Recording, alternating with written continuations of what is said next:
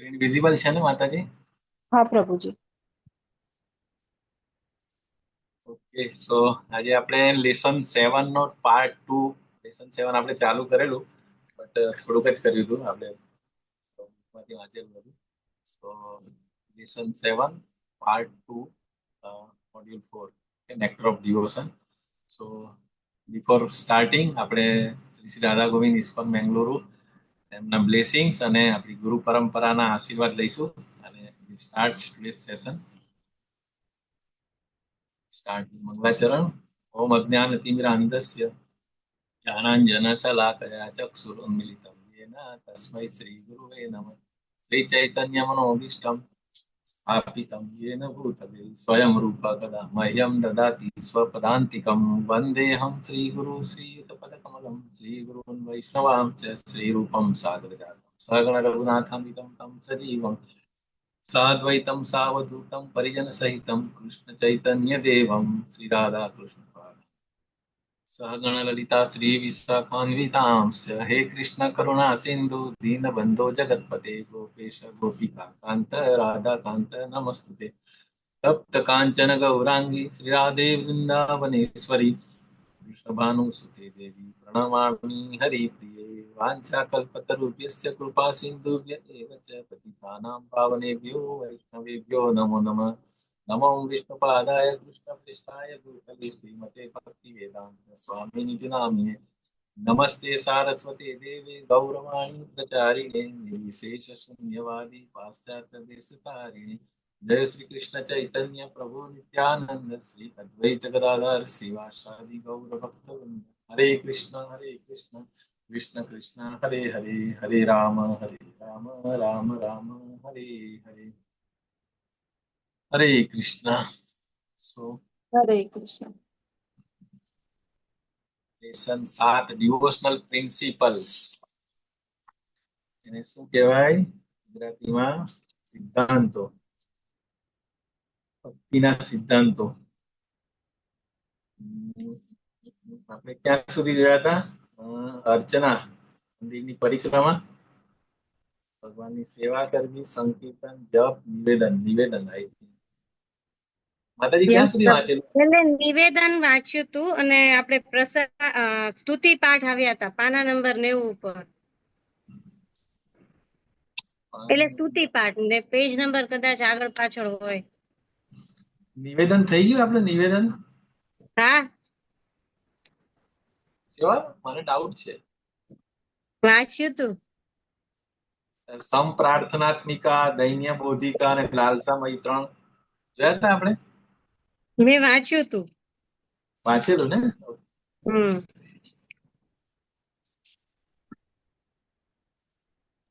સ્તુતિ પાઠ છે તો ને આપણે સ્તુતિ હા પાઠ. ત્યાં આવ્યા. Okay okay. સ્તુતિ પાઠ, રિસાઇટિંગ નોટેબલ પ્રેયર્સ. ઓકે, તો સ્ટાર્ટ. અને આગળનું ચેપ્ટર બહુ સરસ છે, 10મું ચેપ્ટર જે છે ને, તો we'll start to complete try to complete 10th chapter also. Okay, તો સ્તુતિ પાઠ તો આપણને ખબર છે કે ભગવદ ગીતામાં પણ સ્તુતિ છે અને Bhagavatam consist of so many prayers, very nice prayers of pure devotees like Kunti સ્તુતિ, ગજેન્દ્ર સ્તુતિ, ભીષ્મ સ્તુતિ, બરાબર, પ્રહલાદ મહારાજ સ્તુતિ, so many સ્તુતિ. તો અહીંયા એટલે કીધું છે કે આપણી તો ક્વોલિફિકેશન નહીં કે ભાઈ ભગવાનની સામે સ્તુતિ શું કરવાની એ આપણને નથી ખબર. મતલબ આપણે તો ખાલી માગવા જ જતા હોય છે ભગવાન પાસે, પણ ખરેખર ભગવાનની સ્તુતિ એટલે ભગવાનની ગ્લોરિફિકેશન જે પ્યોર ડિવોટીઝે કર્યું છે એના ખાલી આપણે શબ્દો રિપીટ કરીશું તો પણ ભગવાનને વધારે એ પ્રિય છે.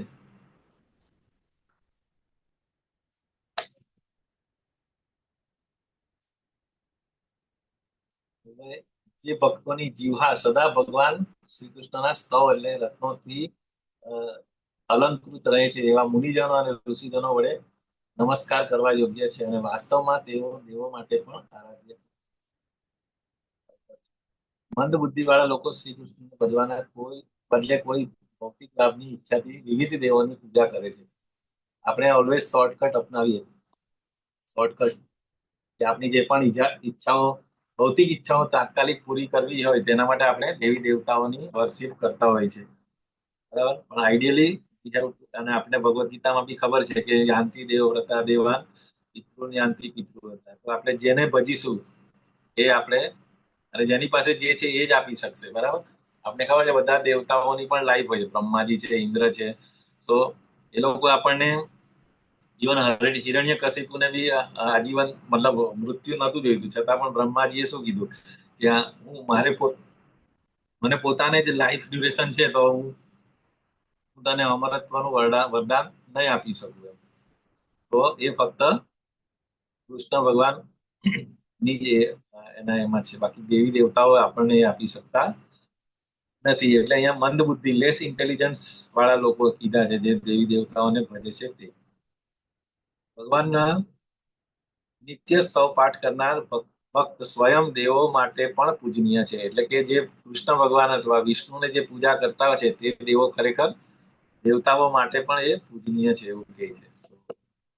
શુદ્ધ ભક્તોને કોઈ પણ દેવ પાસેથી કશું માંગવાનું હોતું નથી, ઉલટું શુદ્ધ ભક્તો સ્તુતિ કરવા માટે દેવો પણ આતુર હોય છે.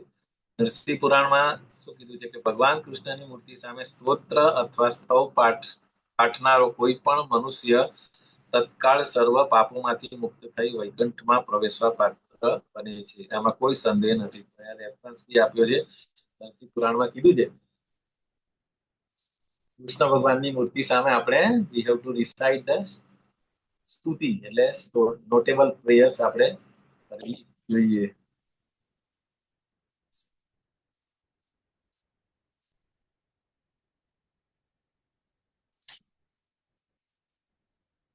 સ્કંદ પુરાણમાં પણ શું કીધું છે કે devotees whose tongues are always decorated with the abundance of well-like prayers to Lord Krishna are respected and worshipped by the great sages and perfected beings and the devatas.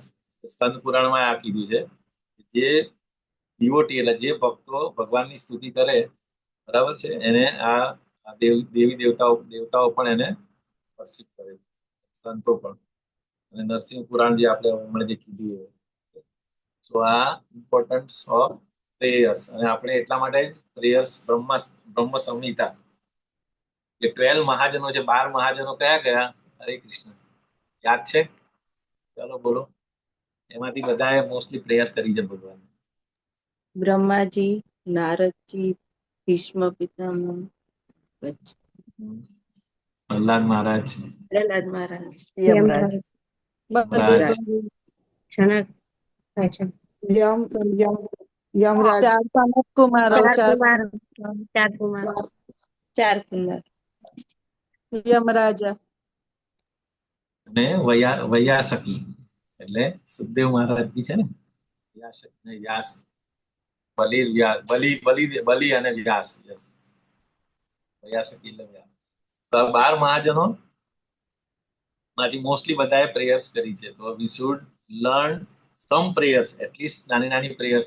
છેલ્લે કઈ નહીં તો આપણે ભગવદ્ ગીતાના જે ચતુશ્લોકી ભગવદ્ ગીતા છે, ચતુશ્લોકી ભાગવતમ છે, બ્રહ્મ સંહિતા છે, જ્યારે પણ મોકો મળે ત્યારે એટલીસ્ટ મંદિરમાં જઈએ ને તો ભગવાનની સામે આખી પ્રેયર કદાચ નહીં યાદ હોય તો જે કઈ 2-3 શ્લોકો યાદ હોય એ પણ આપણે બોલવાની પ્રયત્ન કરવો જોઈએ.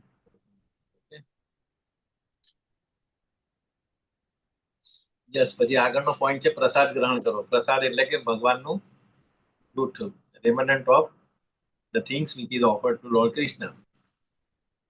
પદ્મ પુરાણમાં શું કીધું કે જે મનુષ્ય નિત્ય પ્રસાદનો આદર કરે છે અને તેને ચરણામૃત સહિત ગ્રહણ કરે છે, અર્ચ વિગ્રહની સમક્ષ નહીં. આ એક ખાસ ધ્યાન રાખવાનું. આપણે ઉપર ધ્યાન નથી રહેતું, આપણે ભગવાનને ઓફર કરીને ભગવાનની સામે જ આપણે લઈ લઈએ છીએ, તો ભગવાનની સામે ગ્રહણ નથી કરવાનું.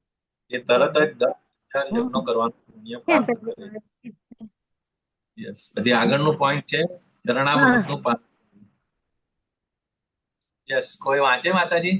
જલ્દી જલ્દી વાંચીને પછી આપણે ડિસ્કસ કરીશું. 3-4 પોઈન્ટ સાથે થશે ને પછી. વાંચ્યું પ્રભુજી? યસ પ્રભુ, યુ કેન સ્ટાર્ટ. પ્રસાદ ગ્રહણ કરવો. પદ્મ પુરાણમાં આ સ્પષ્ટ વિધાન થયું છે જે મનુષ્ય નિત્ય પ્રસાદનો આદર કરી ચરણામૃતને તુલસીપત્ર સાથે નિયમિત રીતે ખાય છે તેને તત્કાળ વિધિપૂર્વક કરેલા 10,000 યજ્ઞનું પુણ્ય ફળ પ્રાપ્ત થાય છે. સવારે ભગવાનની મૂર્તિને શૃંગાર કરે તે પૂર્વે સ્નાન કરાવે ત્યારે આ ચરણામૃતની પ્રાપ્તિ થાય છે. સુગંધી અને પુષ્પયુક્ત જળ ભગવાનના ચરણ કમળ પરથી વહીને આવે છે અને તે લઈ તેમાં દહીં મેળવાય છે. એ રીતે ચરણામૃત આ સ્વાદ બને છે. એટલું જ નહીં પરંતુ તેનું આધ્યાત્મિક મૂલ્ય પણ ઓછું પ્રબળ નથી. પદ્મ પુરાણમાં કહ્યું છે કે જે મનુષ્ય કદી દાન આપી શક્યો નથી, જેણે કોઈ યજ્ઞ કર્યો નથી, જેણે વેદાધ્યાન કર્યું નથી, જેણે કદી ભગવત ભક્તિ કરી નથી, અથવા કહો કે જેણે કોઈ સત્કર્મ કર્યું નથી, તે જો મંદિરમાં રાખેલા ચરણામૃતનું પાન કરે તો તે ભગવાનના ધામમાં પ્રવેશ કરવા યોગ્ય બની જાય છે. મંદિરોમાં એક મોટા પાત્રમાં ચરણામૃત રાખવાની પ્રથા છે.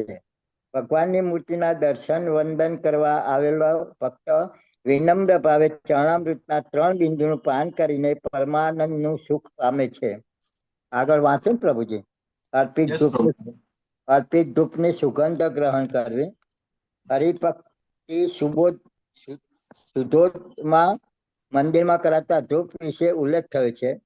ભગવાનની મૂર્તિ સમક્ષ થતા ધૂપની સુગંધ જ્યારે ભક્તો સૂંઘે છે ત્યારે તેઓ સંસારના દૂષણોના વિષની અસરથી મુક્ત થઈ જાય છે.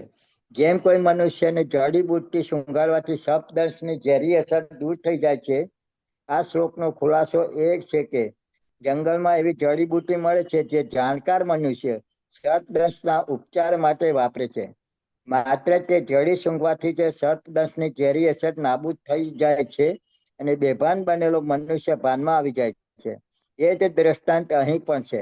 જ્યારે કોઈ મનુષ્ય મંદિરમાં આવે ને ભગવાનને અર્પણ કરેલા ધૂપની વાસ લે ત્યારે તે વખતે તેની સાંસારિક વિષયજન્ય મલિનતા દૂર થઈ જાય છે. મંદિરમાં આવતા દરેક ભક્તે ભગવાનને કંઈ ને કંઈ અર્પણ કરવું જોઈએ. ફળ, ફૂલ, ધૂપ વગેરે. જો તે રોકડ રકમ ન આપી શકે તો તેણે બીજું કંઈ જ આપવું નહીં. ભારતમાં તો એવી પ્રથા છે કે સવારે દર્શન કરવા મંદિરે આવતી સ્ત્રીઓ અને પુરુષો ભગવાન માટે ઘણી વસ્તુઓ લાવે છે. અરે, અનાજનો એક દાણો કે અન્નનો એક કણ પણ અર્પણ કરી શકાય એવો ધારો છે કે સંત પુરુષને મળવા જઈએ કે મંદિર દેવ દર્શન માટે જઈએ ત્યારે ખાલી હાથે જવું ન જોઈએ. અર્પણ કરવાની વસ્તુ ભલે સામાન્ય હોય કે અમૂલ્ય હોય, એક ફૂલ, એક નાનું ફળ, થોડું પાણી યથાશક્તિ આપવું જ જોઈએ. તો સવારે ભક્ત ભગવાનને કંઈક અર્પણ કરવા આવે છે ત્યારે તેને ધૂપની મધુર સુગંધ જરૂર મળે છે, જેના પરિણામે સંસારી જીવનના દોષની ઝેરી અસર ધોવાઈ જાય છે. તંત્ર શાસ્ત્રમાં જણાવ્યું છે ભગવાનને ચડાવેલા નિર્માલ્ય ફૂલહારની સુગંધ જ્યારે મનુષ્યની નાસિકામાં પ્રવેશ કરે છે ત્યારે તેના સર્વ પાપના બંધન દૂર થઈ જાય છે.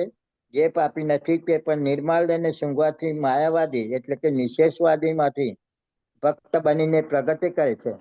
આના કેટલાક દ્રષ્ટાંતો છે, જેમાં સનકાદિ કુમારોના ઉત્થાનનું દ્રષ્ટાંત મુખ્ય છે. તેઓ નિર્વિશેષવાદી માયાવાદીઓ હતા, પરંતુ મંદિરમાંના ધૂપ અને નિર્માલ્ય સૂંઘવાથી ભક્ત બની ગયા હતા.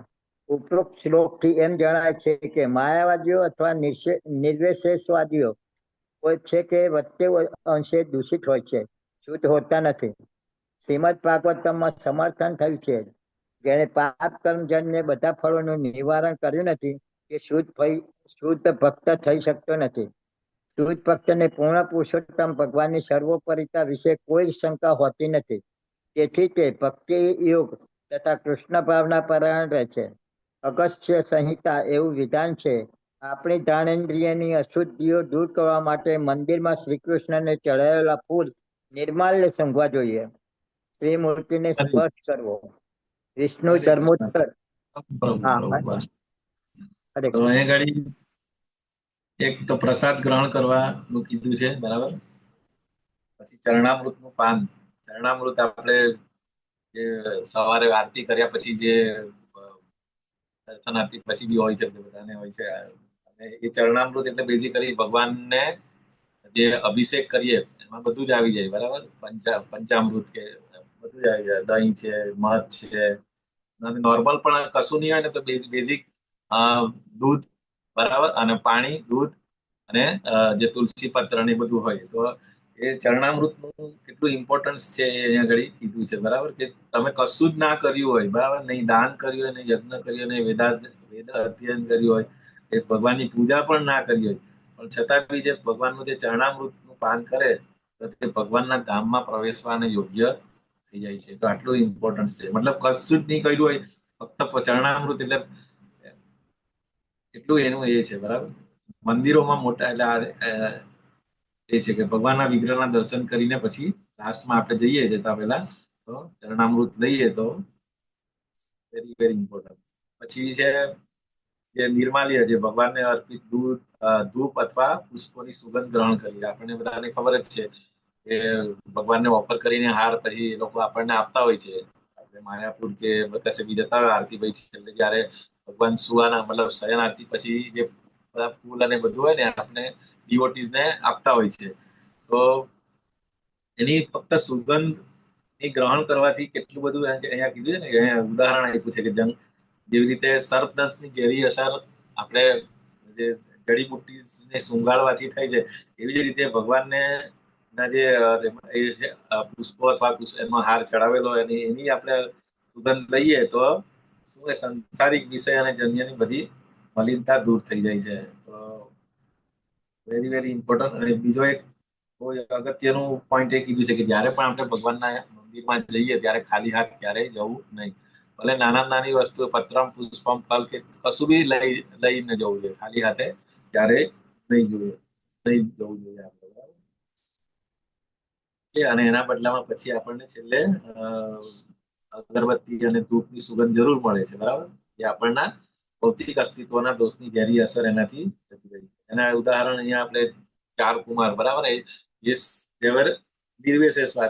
નિર્વિશેષવાદી માયાવાદી હતા, બરાબર. બાય બર્થ એ લોકો મતલબ પણ ફક્ત એ સુગંધ તુલસી પત્ર જે ભગવાનના ચરણો કમળ પર હતા અને ત્યાંથી જે હવા આવી એનાથી એ સુગંધથી એમનું માઇન્ડ ડાયવર્ટ થઈ ગયું અને દે બીકમ અ પ્યોર ડિવોટીઝ.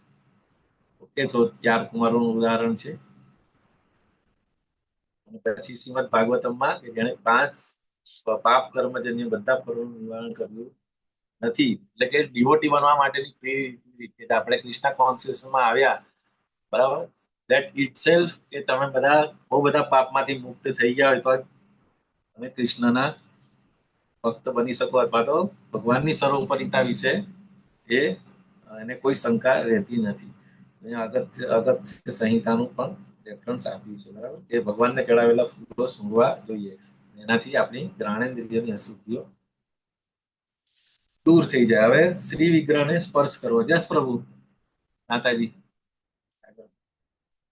વાંચો કોઈને નહીતર વાંચો. યસ હરે માતાજી. કૃષ્ણ. હરે કૃષ્ણ. શ્રી વિગ્રહને સ્પર્શ કરવો. વિષ્ણુ ધર્મોત્તરમાં ભગવાનના ચરણ કમળને સ્પર્શ કરવા વિશે વિધાન થયું છે. વૈષ્ણવ તરીકે જેણે દીક્ષા લીધી હોય અને કૃષ્ણ ભાવના પરાયણ રહીને ભક્તિમય સેવામાં લાગેલો હોય તેને જ શ્રી વિગ્રહના સ્પર્શનો અધિકાર છે. ગાંધીજી દ્વારા રાજનૈતિક આંદોલન ચલાવવામાં આવ્યું હતું ત્યારે અત્યંત જેવા શુદ્ર જાતિના લોકોને વૈદિક શાસ્ત્ર પ્રણાલી અનુસાર મંદિરમાં પ્રવેશ માટે પ્રતિબંધ હોવા સામે ચળવળ થઈ હતી. આ પ્રતિબંધ તેમની અશુદ્ધ આદતોને કારણે છે, પરંતુ તે જ સાથે જ તેમને અનેક સગવડો પણ અપાઈ છે જેના થકી તેઓ શુદ્ધ ભક્તોના સંગમાં રહી ભક્તિ યોગમાં ઉન્નતિ કરી ઉચ્ચ સિદ્ધિ મેળવી શકે છે. કોઈ પણ કુટુંબમાં જન્મેલા મનુષ્યને પ્રતિબંધ નથી, પરંતુ તે શુદ્ધ થવો જોઈએ. આવો શુદ્ધિકરણનો માર્ગ અપનાવવો જોઈએ. ગાંધીજી તેમને માત્ર હરિજન, ભગવાનના બાળકો એવા ભ્રામક નામની છાપ લગાવીને શુદ્ધ કરવા માંગતા હતા. તેથી મંદિરના વ્યવસ્થાપકો અને ગાંધીજીના અનુયાયીઓ વચ્ચે ઘણા ઝઘડા થયા હતા. પરંતુ તેમ છતાં વર્તમાન નિયમ બધા ધર્મશાસ્ત્રોનું વિધાન છે કે જે કોઈ શુદ્ધ વ્યક્તિ હશે તે મંદિરમાં જઈ શકશે. વાસ્તવિક સ્થિતિ એવી જ હોવી જોઈએ. જેને વિધિપૂર્વક દીક્ષા લીધી છે અને જે નીતિ નિયમોનું પાલન કરી રહ્યો છે તે જ મંદિરમાં પ્રવેશ કરી શકે અને શ્રી વિગ્રહને સ્પર્શ કરી શકે છે. બધા નહીં. નિયમોનું પાલન કરીને વિગ્રહને સ્પર્શ કરનાર મનુષ્ય સર્વ પાપોમાંથી મુક્ત થાય છે અને તેના સર્વ મનોરથો સફળ થઈ જાય છે. અર્ચા વિગ્રહના દર્શન. વરાહ પુરાણમાં શ્રી કૃષ્ણના વિગ્રહના સ્પર્શનો મહિમા વર્ણવ્યો છે.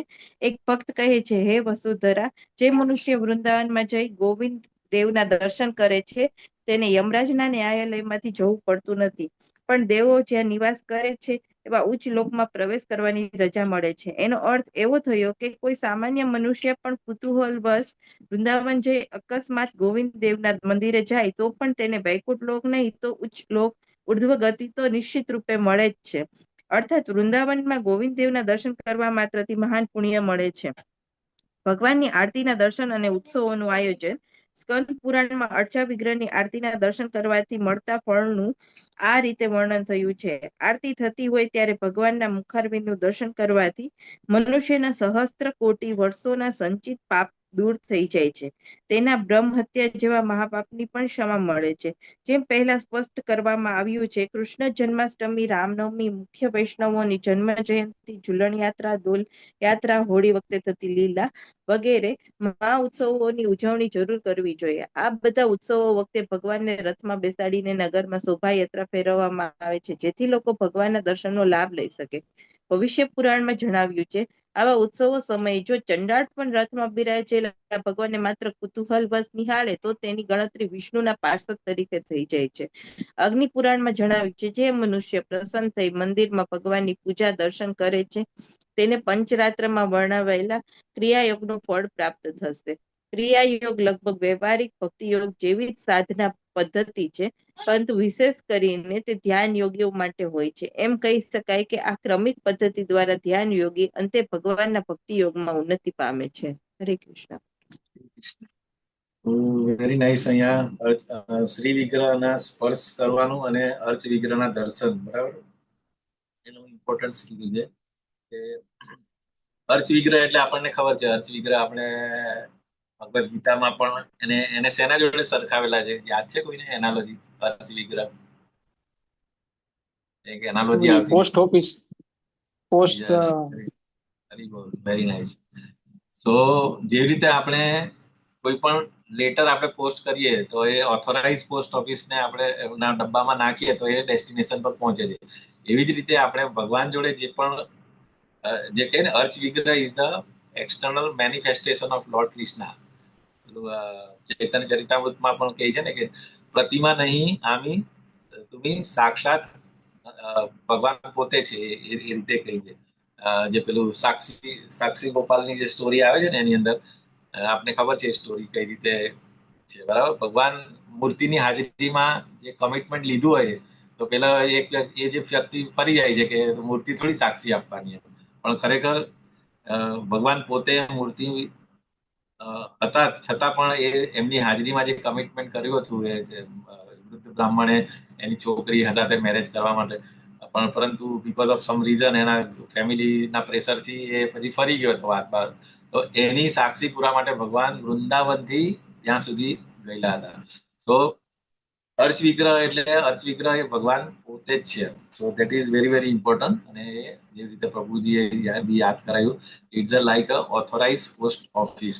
પરંતુ જે એવી રીતે લાલ કલરનું બીજું ડબ્બુ હોય જે ઓથોરાઇઝ ના હોય પોસ્ટ ઓફિસ, તો એની અંદર તમે લેટર નાખે તો એ જાય નહીં. તો અહીંયા અર્ચ વિગ્રહ એટલે કે તમે પ્રાણ પ્રતિષ્ઠા કરેલી હોવી જોઈએ અને પ્રોપર એનું પૂજા અર્ચના થતી હોય તો પેલું કે ને જે યથામામ પ્રપદ્યંતે, જેવી રીતે તમે રેસિપ્રોકેટ કરો એવી રીતે ભગવાન પણ તમારા જોડે રેસિપ્રોકેશન કરતા હોય છે. તો અર્ચ વિગ્રહના દર્શન અને એની સેવા અને એમનો સ્પર્શ કરવાનું અહીં આગળ પોઈન્ટ એ હતું.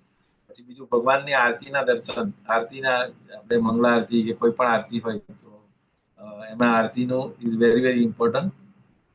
અને અત્યારે તો લાઇટ ને ભાઈ, પહેલાના જૂના જમાનામાં ઇવન સાઉથના બધા ટેમ્પલ્સ મોસ્ટલી જે ગર્ભગૃહ ડીટીઝ હોય છે એ ગર્ભગૃહની અંદર હોય છે, ત્યાં લાઇટ બાઇટ નથી હોતી. સો જ્યારે પણ આરતી જ્યારે કરે તો એ જ વખતે ખાલી તમને ભગવાનના દર્શન થાય. એટલે ચરણ કમળ થી લઈને બધું, મુખ કમળ બધું. સો આરતી ઇઝ વેરી ઇમ્પોર્ટન્ટ કે એ એવું મીન છે કે જેનાથી તમે ભગવાનના દર્શન કરી શકો છો. તો એટલા માટે આરતી પછી આપણે લેતા હોય છે, બરાબર, ટુ એક્સપ્રેસ અવર ગ્રેટિટ્યુડ કે ભાઈ આરતીને લીધે આપણે ભગવાનના બધા પાર્ટના બોડી પાર્ટ એટલે ચરણ કમળથી લઈને મુખ કમળ સુધીના દર્શન થઈ શકે, બરાબર. અને બીજા બધા જે પર્ટિક્યુલરલી આવા ઓકેઝન્સ હોય છે, ઉત્સવ હોય, તે વખતે પણ ભગવાનને આ રીતે નગર યાત્રા કરવી જોઈએ. તો અગ્નિ પુરાણ અને અહીંયા રેફરન્સ બધા આપ્યા છે કે જે અગ્નિ પુરાણમાં કે જે મનુષ્ય પ્રસન્ન થઈને મંદિરમાં ભગવાનની પૂજાના દર્શન કરે છે, બરાબર, પ્રસન્ન ચિત્તે દર્શન કરવાથી તેને પંચરાત્રમાં દર્શાવેલા ક્રિયાયોગનું ફળ બી પ્રાપ્ત થાય છે. જે ધ્યાન યોગીઓ હોય છે અને અલ્ટિમેટલી ધ્યાન યોગીઓ આ રીતે પદ્ધતિથી છેલ્લે ભક્તિ યોગમાં એ ઉન્નતિ પામતા હોય છે. તો એ ડાયરેક્ટ બેનિફિટ તમને મંદિરની અંદર ફક્ત આપણા દર્શન કરવાથી એ થાય છે. તો આ રીતે આપણે ભક્તિના સિદ્ધાંતો મતલબ પ્રિન્સિપલ્સ કે શું શું કરવાથી આપણને આપણી ભક્તિમાં બુસ્ટ મળતો હોય છે, બરાબર. તો આપણે આગળનું ચેપ્ટર જે છે એની અંદર શ્રવણ અને સ્મરણની કળા, વેરી વેરી ઇમ્પોર્ટન્ટ ચેપ્ટર અને બહુ સરસ આની અંદર સ્ટોરી પણ છે કે શ્રવણ અને સ્મરણ એટલે આપણે જે પ્રોસેસ એવી છે ને કે સૌથી પહેલા શ્રવણ કરવાનું, બરાબર. શ્રવણ પછી શ્રવણ કીર્તન, અને જો તમારું શ્રવણ અને કીર્તન પરફેક્ટ હોય તો પછી તમારું સ્મરણ થાય છે. એટલે સ્ટેપ બાય સ્ટેપ છે. એટલા માટે અલ્ટિમેટલી આપણે આ સ્મરણની કળા કેળવવી જોઈએ, પણ એના માટે તમારે શ્રવણ અને કીર્તન પરફેક્ટ હોવું જોઈએ, બરાબર. તો વિલ રીડ અને ધેન વિલ ડિસ્કસ. બહુ સરસ નાનકડું ચેપ્ટર છે પણ બહુ ફાઇન છે. યસ માતાજી, નેહા માતાજી, નેહાલ માતાજી. હરે કૃષ્ણ. અધ્યાય 10 શ્રવણ અને સ્મરણની કળા. શ્રવણ કૃષ્ણ યોગનો સંસ્કૃતમાં જેને શ્રવણમ કહે છે તે સાંભળવાની ક્રિયાથી થાય છે. ભક્તિ ગોષ્ઠીમાં આવવાની અને તેમાં સામેલ થવાની સર્વ મનુષ્યને તક આપવી જોઈએ, જેથી તેઓ શ્રવણ કરી શકે. કૃષ્ણ ભાવનામાં પ્રગતિ કરવા માટે શ્રવણનું ઘણું મહત્વ છે. જ્યારે મનુષ્ય દિવ્ય ધ્વનિ આંદોલનોને ગ્રહણ કરવામાં તેના કાનને લગાડે છે ત્યારે તરત જ તેનું હૃદય શુદ્ધ અને પવિત્ર થઈ જાય છે. ભગવાન શ્રી ચૈતન્ય મહાપ્રભુએ ભારપૂર્વક જણાવ્યું છે કે આ શ્રવણ ઘણું મહત્વપૂર્ણ છે. બદ્ધ જીવના હૃદયને તે શુદ્ધ કરે છે, જેથી તે ઝડપથી ભક્તિ યોગમાં પ્રવેશ કરવા યોગ્ય અને કૃષ્ણ ભાવના સમજવા યોગ્ય બને છે. ગરુડ પુરાણમાં શ્રવણના મહાત્મને નિરૂપણ બહુ સુંદર રીતે થયું છે. તેમાં જણાવ્યું છે કે ભૌતિક જગતમાં બદ્ધ જીવની દશા સર્પદંશથી બેભાન થયેલા મનુષ્ય જેવી છે. આનું કારણ એ છે કે આ બંને બેભાન અવસ્થાઓનું નિવારણ મંત્રના ઉચ્ચારણથી થઈ શકે છે. જ્યારે સર્પનો દંશ થાય છે ત્યારે મનુષ્ય તત્ક્ષણે મૃત્યુ પામતો નથી, પરંતુ પ્રથમ તે બેભાન થાય છે અને ઘેનમાં પડ્યો રહે છે. ભૌતિક જગતમાં રહેલો મનુષ્ય પણ નિંદ્રાધીન થયેલો છે, કારણ કે તેના વાસ્તવિક સ્વરૂપને અને ભગવાન સાથેના તેના સંબંધ તથા કર્તવ્યને તે જાણતો નથી. તેથી ભૌતિક જીવન એટલે મનુષ્યને માયારૂપી સર્પનો દંશ થયેલો છે, અને એમ હોવાથી કૃષ્ણ ભાવનાના અભાવે તે મરણ તુલ્ય છે. હવે સર્પે ડસેલા કહેવાતા મૃત માનવીને અમુક મંત્રોચ્ચાર કરીને ફરીથી સજીવન કરી શકાય છે. એવા નિપુણ માંત્રિકો છે જેઓ આવું ચમત્કારિક કામ કરી શકે છે. તેવી જ રીતે મનુષ્યને તેના ભૌતિક જીવનની મરણપ્રાય અભાન અવસ્થામાંથી ફરીથી જે મહામંત્રના શ્રવણથી કૃષ્ણ ભાવનામાં લાવી શકાય છે તે આ છે: હરે કૃષ્ણ કૃષ્ણ કૃષ્ણ હરે હરે, હરે રામ રામ રામ હરે હરે. શ્રીમદ ભાગવતના ચોથા સ્કંદના 29મા અધ્યાયના 40મા શ્લોકમાં ભગવાનની લીલાના શ્રવણનું મહત્વ વર્ણવતા સુખદેવ ગોસ્વામી મહારાજ પરીક્ષિતને કહે છે, હે રાજા, ભગવાનની દિવ્ય લીલાની કથા મહાન આચાર્યો જ્યાં કહેતા હોય ત્યાં જઈને મનુષ્ય નિવાસ કરવો જોઈએ, અને તે મહાપુરુષોના મુખ ચંદ્રમાંથી સરતી અમૃત સરિતાનું રસપાન કર્ણપુટો દ્વારા કરવું જોઈએ. જો કોઈ મનુષ્ય આતુરતાપૂર્વક આવા દિવ્ય શબ્દો સતત સાંભળતો રહે તો તે દુન્યવી ભૂખ, તરસ, ભય, શોક અને ભૌતિક અસ્તિત્વના માયામોહથી મુક્ત થઈ જશે. ભગવાન શ્રી ચૈતન્ય મહાપ્રભુએ પણ હાલના કળિયુગમાં શ્રવણ માર્ગની આત્મ સાક્ષાત્કાર પામવાના સાધન તરીકે ભલામણ કરી છે. આ યુગમાં પહેલાના વખતના વિવિધ વિધિ વિધાનો અને વેદાધ્યયનનું અનુષ્ઠાન પૂરેપૂરી રીતે કરવું શક્ય નથી. તેમ છતાં જો કોઈ મનુષ્ય મહાન ભક્તો અને આચાર્યો દ્વારા ઉચ્ચારેલા ધ્વનિ તરંગોનું શ્રવણ કરે તો તેટલાથી જ તે ભવરોગથી મુક્ત થશે. તેથી ભગવાન શ્રી ચૈતન્ય મહાપ્રભુની આજ્ઞા છે કે જે સાચા ભગવત ભક્ત હોય એવા જ અધિકારી પુરુષો, આચાર્યો પાસેથી મનુષ્યએ શ્રવણ કરવું જોઈએ. ધંધાદારી માણસો પાસેથી કથા સાંભળવાથી કોઈ ફાયદો થશે નહીં. જો આપણે એવા પુરુષો પાસેથી શ્રવણ કરીશું જેમણે ખરેખર આત્મજ્ઞાન પ્રાપ્ત કર્યું છે તો ચંદ્રલોકમાં વહેતી સુધા સરિતાની જેમ આપણા કર્ણ પ્રદેશમાં કથામૃતની ધારાઓ વહેવા લાગશે. ઉપરના શ્લોકમાં આ જ રૂપક અલંકારનો ઉપયોગ કરવામાં આવેલો છે. ભગવદ્ ગીતામાં જેમ જણાવ્યું છે, માત્ર કૃષ્ણ ભાવના પરાયણ થવાથી જ ભૌતિકવાદી મનુષ્ય તેની વિષયાસક્તિને તજી શકે છે. જ્યાં સુધી મનુષ્યને કોઈ ચડિયાતું કાર્ય કરવાનું ન મળે ત્યાં સુધી તે તેનું ઉતરતી કક્ષાનું કાર્ય છોડશે નહીં. ભૌતિક જગતમાં દરેક મનુષ્ય ભૌતિક શક્તિની ભ્રામક પ્રવૃત્તિઓમાં રચ્યો પચ્યો રહે છે, પરંતુ જ્યારે તે કૃષ્ણની શ્રેષ્ઠ શક્તિની પ્રવૃત્તિઓનું રસાસ્વાદન કરવાની તક મળે છે ત્યારે તે તેના સર્વહીન વિષય સુખોને ભૂલી જાય છે. જ્યારે કુરુક્ષેત્રના સમરાંગણમાં કૃષ્ણ બોલે છે ત્યારે ભૌતિકવાદી મનુષ્ય તેને માત્ર બે મિત્રો વચ્ચે થતો વાર્તાલાપ ગણે છે, પરંતુ વાસ્તવમાં તો તે શ્રી કૃષ્ણના શ્રી મુખેથી વહેતી અમૃત સરિતાની રસધારા છે. અર્જુનને આ દિવ્ય ધ્વનિનું શ્રવણ કર્યું અને એ રીતે તે બધી જ દુન્યવી સમસ્યાના ભ્રમથી મુક્ત થઈ ગયો.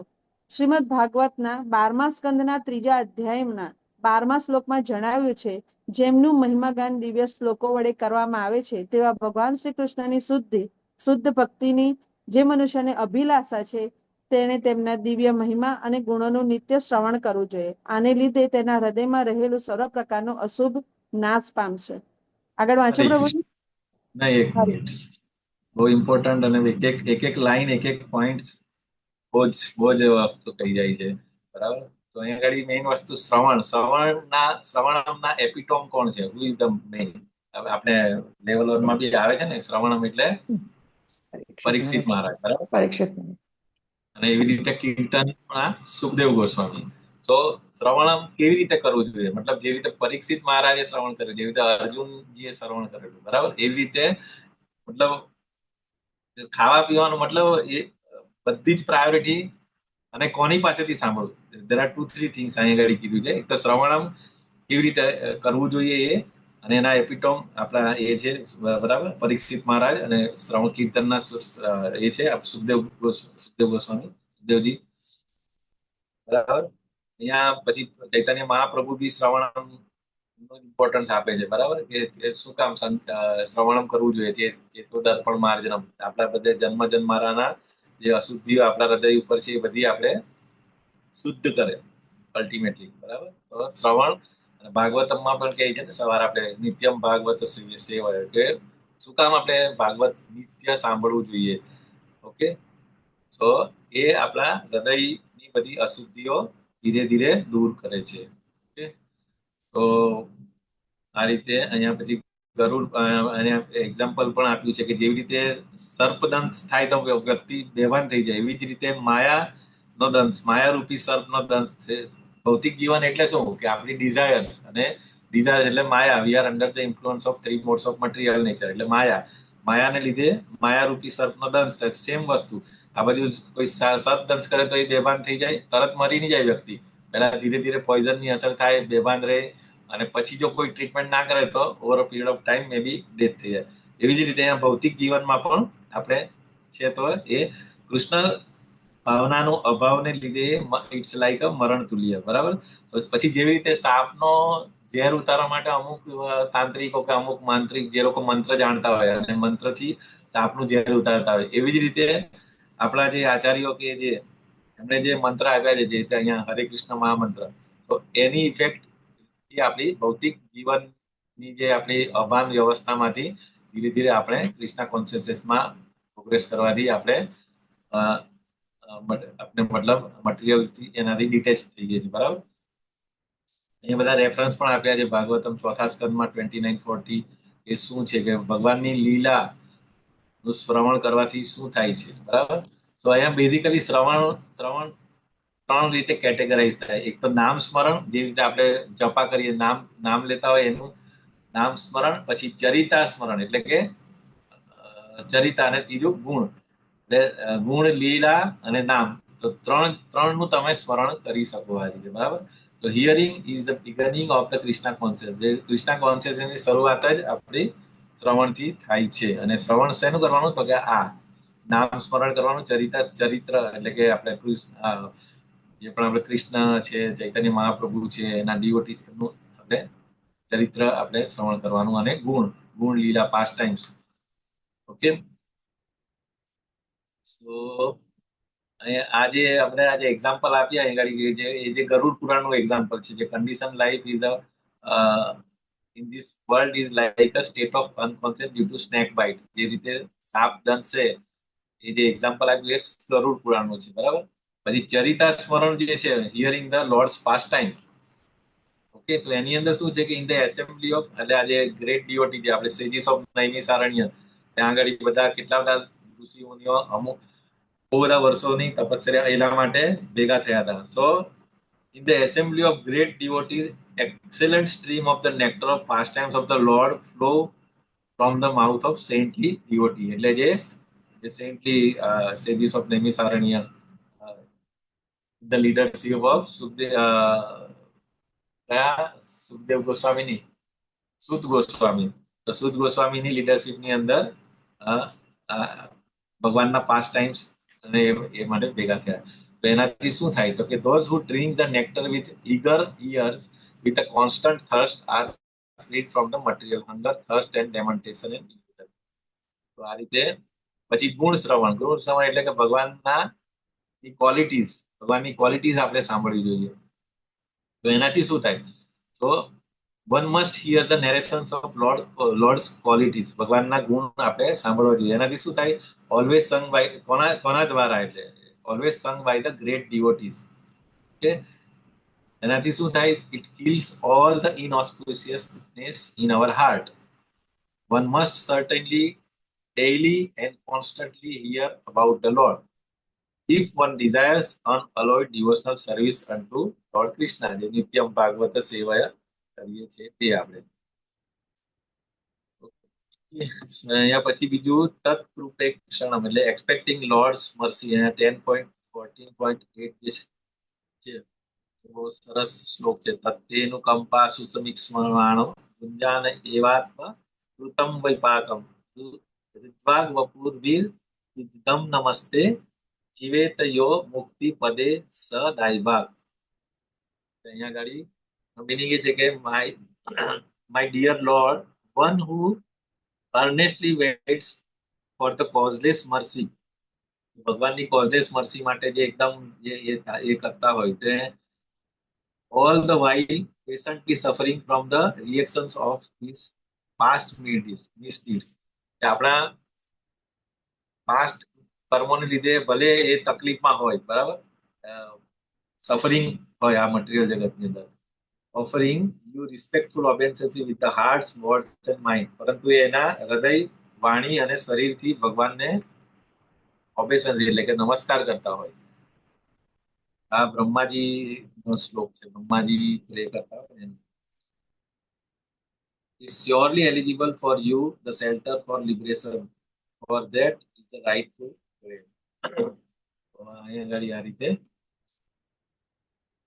12મા સ્કંદમાં 3.12 માં પણ ભગવાનના દિવ્ય શ્લોકો વડે કરવામાં આવે છે. એટલે મેઇન એટલે દિવ્ય મહિમા અને ગુણોનું નિત્ય શ્રવણ કરવું જોઈએ. એનાથી હૃદયમાં રહેલા અનેક અશુભોનો નાશ હોય છે.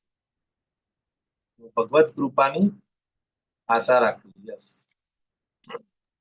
હરે યસ કૃષ્ણ. હરે કૃષ્ણ. ભગવત કૃપાની આશા રાખવી. તેમજ દસમ સ્કંદમાં 14મા અધ્યાયના 8મા શ્લોકમાં એમ જણાવ્યું છે, હે ભગવાન, જે મનુષ્ય આપની નિષ્કારણ દયાની સતત રાહ જોતો, તેના પૂર્વકૃત પાપોના ફળ ભોગવતો, અંતઃકરણ પૂર્વક આપને સાદર પ્રણામ કરતો રહે છે, તે નિશ્ચિત રૂપે મુક્ત થવા પાત્ર બને છે, કેમ કે તે તેનો અધિકાર પૂર્વકનો હક બને છે. શ્રીમદ ભાગવતનું આ કથન સર્વ ભક્તો માટે દીવાદાંડી રૂપ થવું જોઈએ. ભક્તે પૂર્વકૃત દુષ્કૃત્યોના ફળથી તત્કાળ મુક્ત થવાની આશા કરવી જોઈએ નહીં. કોઈ પણ બદ્ધ જીવાત્મા આવા કર્મ વિપાક જનિત ફળથી છૂટી જતો નથી, કારણ કે ભૌતિક અસ્તિત્વનો અર્થ જ પૂર્વ કર્મોના સુખ કે દુઃખ ભોગવતા રહેવું એમ થાય છે. જો તેના ભૌતિક કર્મોની સમાપ્તિ થઈ ગઈ હોય તો તેને ફરીથી જન્મ મળતો નથી. જ્યારે મનુષ્ય કૃષ્ણ ભાવનામય પ્રવૃત્તિઓની શરૂઆત કરે છે ત્યારે જ આ શક્ય બને છે, કારણ કે આવા કર્મોની પ્રતિક્રિયા થતી નથી. તેથી મનુષ્ય કૃષ્ણ ભાવનામય પ્રવૃત્તિમાં જ્યાં પૂર્ણતા પ્રાપ્ત કરે છે કે તરત જ તેને આ ભૌતિક જગતમાં પુનર્જન્મ લેવાથી મુક્તિ મળે છે. માટે કર્મ ફળથી છૂટી ન જાય ત્યાં સુધી અનેક વિઘ્નો આવે તો પણ ભક્તે કૃષ્ણ ભાવનામાં ગંભીરતાપૂર્વક તલ્લીન રહેવું જોઈએ. જ્યારે આવા વિઘ્નો આવે ત્યારે તેને કેવળ શ્રી કૃષ્ણનું સ્મરણ કરી તેમની દયા માટે આશા રાખવી એ જ એકમાત્ર આશ્વાસન છે. એ જ ભાવનાથી જો ભક્ત તેના દિવસો પસાર કરે તો ભગવાનના ધામમાં તેને બઢતી મળશે એ નક્કી વાત છે. આવા સત્કૃત્યોથી તે ભગવાનના ધામમાં જવા માટે હકદાર બને છે. આ શ્લોકમાં દાયભાગ એવો ચોક્કસ શબ્દ વપરાય છે. દાયભાગનો સંદર્ભ પિતાની સંપત્તિનો કાયદેસર વારસ પુત્ર બને તે સાથે છે.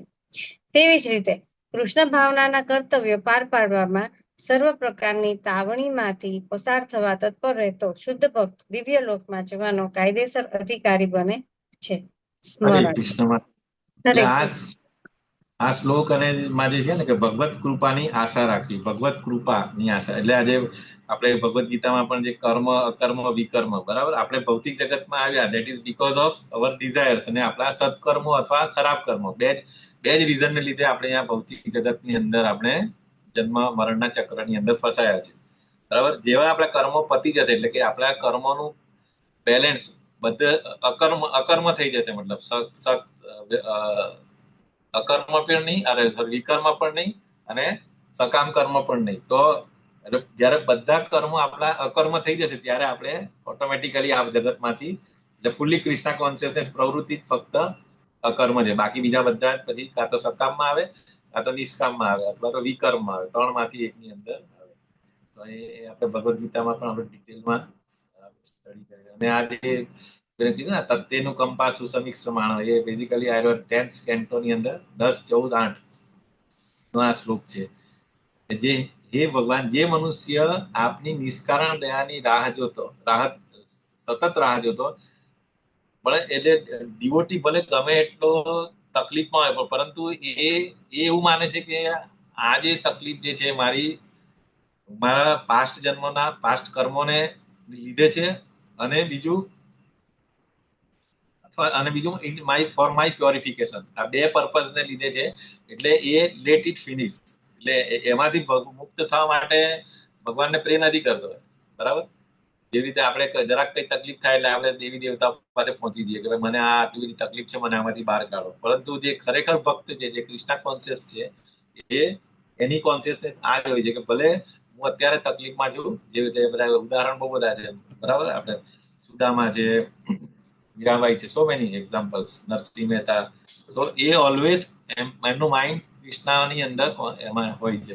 એમની ભલે ગમે તે તકલીફ આપણા મહારાષ્ટ્રના સંત જ્ઞાનેશ્વર, સંત તુકારામ એમની લાઈફની અંદર સો મેની ટ્રબલ્સ અને એ હોય પણ છતાં પણ એ અહીંયા જે કીધું ને અહીંયા દાયભાગ શબ્દનો મિનિંગ પણ કીધું છે કે દાયભાગ એટલે કે અધિકાર પૂર્વકનો જેવી રીતે છોકરાઓ હોય બરાબર એ એના પિતાની સંપત્તિનો કાયદેસરનો વારસદાર હોય જ છે. એવી રીતે કૃષ્ણ ભાવનાના કર્તવ્યો પાર પાડવામાં સર્વ પ્રકારની તાવણીમાંથી એટલે કે જે પણ સુખ દુઃખમાંથી પસાર થતા હોય તત્પર થતો એ શુદ્ધ ભક્ત દિવ્ય લોકમાં જવાનો કાયદેસરનો અધિકારી બને છે. એટલે વેરી વેરી ઇમ્પોર્ટન્ટ. અહીંયા બહુ દીવાદાંડી જે કહે ને કે આજે શ્લોક જે છે એ ખરેખર શ્રીમદ ભાગવતનનું આ કથન સર્વ ભક્તો માટે દીવાદાંડી રૂપ થવું જોઈએ અને આપણે ભગવાનની સત્કૃપાની આશા રાખવી. એટલે કુંતી મહારાણી પણ કહે ને કે ભાઈ જન્મ મને આ તકલીફ આપ કારણ કે ભગવાનનું દર્શન ઓલવેઝ એમાં એમનો સાથ એમાં હતો બરાબર. તો હવે આપણે સ્મરણ. યસ પ્રભુ માતાજી પ્રભુ કાંચન માતાજી. હરે કૃષ્ણ. હરે કૃષ્ણ. સ્મરણ. કોઈ પણ રીતે જો મનુષ્ય તેના મનમાં કૃષ્ણ સાથેના પોતાના નિત્ય સંબંધને સ્થાપી લે છે તો આવા સંબંધની સ્મૃતિ કહે છે. આ સ્મૃતિ વિશે વિષ્ણુ પુરાણમાં એક સુંદર વચન છે. પૂર્ણ પુરુષોત્તમ ભગવાનનું સ્મરણ કરવા માત્રથી સર્વ જીવાત્માઓ સર્વ પ્રકારના કલ્યાણને પાત્ર બને છે. તેથી હું એવા અજન્મ અને સનાતન ભગવાનનું નિત્ય સ્મરણ કરું છું. પદ્મ પુરાણમાં એ જ સ્મરણ વિશે આ રીતે સમજાવવામાં આવ્યું છે. જીવનના અંતકાળે અથવા જીવન દરમિયાન જેમનું સ્મરણ કરવા થકી મનુષ્ય બધા પાપ ફળોથી મુક્ત થઈ જાય છે, એવા પૂર્ણ પુરુષોત્તમ ભગવાનને હું પ્રણામ કરું છું. ધ્યાન. ભગવાનના દિવ્ય રૂપ, ગુણ, લીલા, સેવા વગેરેના ચિંતનમાં મનને તલ્લીન કરવું એટલે ધ્યાન. ધ્યાનનો આશય કોઈ નિર્વિશેષ અથવા શૂન્ય સાથે નથી હોતો. વૈદિક શાસ્ત્રો પ્રમાણે ધ્યાન હંમેશા વિષ્ણુના રૂપનું પર જ કરવામાં આવે છે. ઋષિ પુરાણમાં ભગવાનના રૂપના ધ્યાન વિશેના કથનમાં જણાવ્યું છે. પૂર્ણ પુરુષોત્તમ ભગવાનના ચરણ કમળનું ધ્યાન દિવ્ય છે અને ભૌતિક સુખ દુઃખની અનુભૂતિથી પર છે.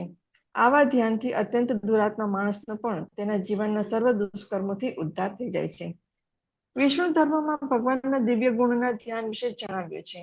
જે મનુષ્ય નિત્ય કૃષ્ણ ભાવનામય રહે છે અને ભગવાનના દિવ્ય ગુણોનું સ્મરણ કરે છે, તેઓ સર્વ પાપ કર્મજન્ય ફળોથી મુક્ત થાય છે અને એ રીતે શુદ્ધ થયા પછી ભગવાનના ધામમાં પ્રવેશવા યોગ્ય બને છે. અર્થાત પાપના ફળથી મુક્ત થયા વિના કોઈ ભગવાનના ધામમાં પ્રવેશી શકતું નથી. માત્ર ભગવાનના રૂપ, ગુણ, લીલા વગેરેનું સ્મરણ કરવાથી જ સર્વ પ્રકારના પાપોથી છૂટી જવાય છે. પદ્મ પુરાણમાં ભગવાનની લીલાનું સ્મરણ કરવા વિશે કથન થયું છે. જે મનુષ્ય ભગવાનની મધુર લીલા અને અદ્ભુત કાર્યોનું સતત ધ્યાન કરે છે, તે નિશ્ચિત રૂપે સર્વ ભૌતિક દોષથી મુક્ત થઈ જાય છે. કેટલાક પુરાણોમાં એવું પ્રમાણ આપ્યું છે કે મનુષ્ય જો માત્ર ભક્તિમય સેવાનું ધ્યાન કરે તો પણ તેને ઈચ્છિત ફળ મળે છે અને તે ભગવાનનો પ્રત્યક્ષ સાક્ષાત્કાર કરે છે. આના સંબંધે બ્રહ્મવૈવર્ત પુરાણમાં એક કથા છે. દક્ષિણ ભારતના પ્રતિષ્ઠાનપુર નામે નગરમાં એક બ્રાહ્મણ રહેતો હતો. તે શ્રીમંત તો ન હતો, પરંતુ પૂર્વ જન્મના પાપ અને ભગવાન કૃષ્ણની ઈચ્છાથી જ તેને પૂરતા ધન વૈભવ મળ્યા નથી એમ જાણીને તે આત્મસંતુષ્ટ રહેતો હતો. તેથી તેની સાંસારિક દરિદ્રાવસ્થાનું તેને દુઃખ હતું નહીં અને તે શાંતિપૂર્વક રહેતો હતો. તે બહુ નિખાલસ સ્વભાવનો હતો અને કેટલીક વખત આત્મજ્ઞાની મહાત્માઓના પ્રવચનો સાંભળવા જતો હતો. એવી જ એક સભામાં જ્યારે તે શ્રદ્ધાપૂર્વક વૈષ્ણવના આચાર વિશે સાંભળી રહ્યો હતો, ત્યારે તેને જાણવા મળ્યું કે આવી પ્રવૃત્તિઓ માનસી સેવાના રૂપે પણ કરી શકાય છે. એટલે કે જો કોઈ વૈષ્ણવ સેવા પ્રવૃત્તિ પોતાના પંડે ન કરી શકે તો તે માનસિક ધ્યાનથી પણ સેવા કાર્ય કરી શકે છે અને સમાન ફળ મેળવી શકે છે. બ્રાહ્મણ આર્થિક રીતે સદ્ધર નહીં હોવાથી તેણે મનમાં જ ભગવાનની ભવ્ય રાજ સેવા કરવાનો નિશ્ચય કર્યો અને તેણે આ રીતે સેવાનો આરંભ કર્યો. કોઈ વખત તે ગોદાવરી નદીમાં સ્નાન કરતો. સ્નાન કરી લીધા પછી તે નદીના કિનારે કોઈ એકાંત સ્થળે બેસીને પ્રાણાયામ કરી મનને એકાગ્ર કરતો. પ્રાણાયામનો આ વ્યાયામ મનને યાંત્રિક રીતે કોઈ વસ્તુ પર એકાગ્ર કરવાનો છે. પ્રાણાયામ અને વિવિધ યોગાસનોનું એ જ પરિણામ હોય છે. પહેલાના સમયમાં સાધારણ મનુષ્ય પણ ભગવાનના સ્મરણમાં મનને એકાગ્ર કરવાનું જાણતા હતા અને બ્રાહ્મણે પણ તેમ કર્યું. જ્યારે તેણે મનમાં જ ભગવાનનું રૂપ સ્થિર કર્યું, ત્યારે તે ધ્યાનમાં એવી કલ્પના કરવા લાગ્યો કે જાણે તે સુંદર અને બહુમૂલ્ય વસ્ત્રાલંકાર, મુગટ અને બીજા ઉપકરણોથી ભગવાનનો શૃંગાર કરતો હતો. પછી તેણે ભગવાનને દંડવત પ્રણામ કર્યા. શૃંગાર કરી લીધા પછી તે કલ્પના કરવા લાગ્યો કે તેણે મંદિરને વાળી જોડીને બહુ સારી રીતે સ્વચ્છ કર્યું. પછી તેણે મનમાં માન્યું કે તેની પાસે સોના અને ચાંદીના ઘણા વાસણો હતા અને પછી તે નદીએ જઈને તેમાં પાણી ભરી લાવ્યો. તે ગોદાવરી નદીનું પાણી લાવ્યું એટલું જ નહીં, પણ ગંગા, યમુના, નર્મદા, કાવેરી વગેરે પવિત્ર નદીઓનું પણ તે જળ લઈ આવ્યું. સાધારણ રીતે વૈષ્ણવ ભગવાનની પૂજા કરતી વખતે મંત્ર ભણીને આ નદીઓના પાણીનું આહવાન કરે છે. આ બ્રાહ્મણે મંત્ર ભણીને આહવાન કરવાને બદલે મનમાં એવી કલ્પના કરી કે તે જાતે જઈને આ બધી નદીઓમાંથી સોના ચાંદીના પાત્રોમાં પાણી ભરી લાવ્યો હતો. તે પછી તેણે સર્વ પૂજોપચાર, ફૂલ, ફળ, અગરબત્તી, ચંદનનો લેપ વગેરે ભેગો કરી ભગવાનના વિગ્રહ સામે મૂક્યો. ભગવાનની પ્રસન્નતા અર્થે તેણે આ સર્વ પૂજા દ્રવ્યો, પાણી, ફૂલ, સુગંધી પદાર્થો ભાવપૂર્વક અર્પણ કર્યા. તે પછી તેણે આરતી કરી અને એ રીતે પૂજા વિધિ પ્રમાણે તેણે સર્વ ઉપચાર પરિપૂર્ણ કર્યા. તે દરરોજ નિયમિત રીતે તેનો નિત્યક્રમ કરતો હોય તેમાં સર્વ ક્રિયા કરતો અને આ ક્રમ અનેક વર્ષો સુધી ચાલતો રહ્યો. પછી એક દિવસ બ્રાહ્મણે તેના ધ્યાનમાં મનની કલ્પનામાં મજાની ખીર બનાવી અને ભગવાનને તેનો ભોગ ધરાવ્યો. પરંતુ હમણાં જ તૈયાર થયેલી ખીર ઘણી ગરમ હોવાથી નૈવેદ્ય ધરાવવાની તેની મરજી નહોતી. ખીર ગરમ હોય ત્યારે લેવાતી નથી, જેમ તે ઠંડી હોય તેમ તે વધુ સ્વાદિષ્ટ લાગે છે. માટે બ્રાહ્મણે ખીર હમણાં જ બનાવી હોવાથી તે ભગવાનને ધરાવવા યોગ્ય ઠંડી થઈ છે કે નહીં તે સ્પર્શ કરીને તે જાણવા માંગતો હતો. જેવો તેણે ખીરના વાસણને આંગળી વડે સ્પર્શ કર્યો કે તરત જ તેની આંગળી ગરમ વાસણથી દાઝી ગઈ. એ રીતે તેના ધ્યાનનો ભંગ થયો. હવે જ્યારે તેણે પોતાની આંગળી તરફ નજર કરી તો તેણે જોયું કે તેની આંગળી ખરેખર દાઝી ગઈ હતી અને આ જોઈને તેને ઘણું આશ્ચર્ય થયું કે આમ કેમ થઈ શકે, કારણ કે તે તો ખીરના વાસણને સ્પર્શ કરવાનું માત્ર ધ્યાન જ કરતો હતો. તેને એવો ખ્યાલ ન હતો કે તેની આંગળી ખરેખર દાઝી જશે. જ્યારે બ્રાહ્મણ આ રીતે વિચારી રહ્યો હતો ત્યારે વૈકુંઠમાં લક્ષ્મી સહિત બિરાજેલા ભગવાન નારાયણ હસી પડ્યા. ભગવાનને હસતા જોઈને તેમની સેવામાં રહેલી સર્વ લક્ષ્મી દેવીઓ ઘણા કુતૂહલપૂર્વક ભગવાનને હસવાનું કારણ પૂછવા લાગી. ભગવાને તેમની પૃચ્છાનો જવાબ તો આપ્યો નહીં, પરંતુ તે બ્રાહ્મણને તત્કાળ વૈકુંઠમાં બોલાવી લેવા માટે વિમાન મોકલ્યું. વૈકુંઠથી મોકલેલું વિમાન બ્રાહ્મણને તરત જ ભગવાન નારાયણની સામે લઈ આવ્યું. જ્યારે તે બ્રાહ્મણ ભગવાન અને લક્ષ્મી દેવીઓ સમક્ષ હાજર થયો ત્યારે ભગવાનને આખી વાત કહી સંભળાવી. એ રીતે તે બ્રાહ્મણ એવો ભાગ્યશાળી થયો કે તેને ભગવાન અને લક્ષ્મી દેવીઓના સાનિધ્યમાં શાશ્વત સ્થાન પ્રાપ્ત થયું. આ કથાનક પરથી પુરવાર થાય છે કે ભગવાન પોતાના ધામમાં બિરાજતા હોવા છતાં તેઓ સર્વવ્યાપી છે. ભગવાન વૈકુંઠમાં બિરાજમાન હતા છતાં બ્રાહ્મણ જ્યારે પૂજા વિધિમાં ધ્યાન મગ્ન હતો ત્યારે તેના હૃદયમાં પણ ભગવાન બિરાજેલા જ હતા. માટે આપણે સમજી શકીએ છીએ કે ભક્તો દ્વારા ધ્યાનમાં અર્પણ કરેલી વસ્તુઓને પણ ભગવાન ગ્રહણ કરે છે અને તેથી ભક્તની મનોકામના સિદ્ધ થાય છે. Hare Krishna. Very nice story. આ સ્ટોરી ઉપરથી આપણે શું શું શીખવું જોઈએ? બોલો, એક એક પોઈન્ટ બોલો બધા. સાંભળી સ્ટોરી બધાએ બહુ ધ્યાનથી? એટલે માનસિક આપણે જ્યારે આપણાથી ન થાય ત્યારે આપણે માનસિક કરીએ તો પણ ભાવપૂર્વક હોય તો ભગવાન સ્વીકાર કરે જ છે એનો. એક તો એ પોઈન્ટ છે. યસ. પછી બીજા બધા એક બીજો એક એ પણ પોઈન્ટ છે સર કે ભગવાન વૈકુંઠ ધામમાં બિરાજતા હોવા છતાં પણ તેઓ સર્વવ્યાપી છે. યસ. ભગવાનની પૂજા કોઈ પણ કરી શકે છે, અમીર કે ગરીબ કોઈ.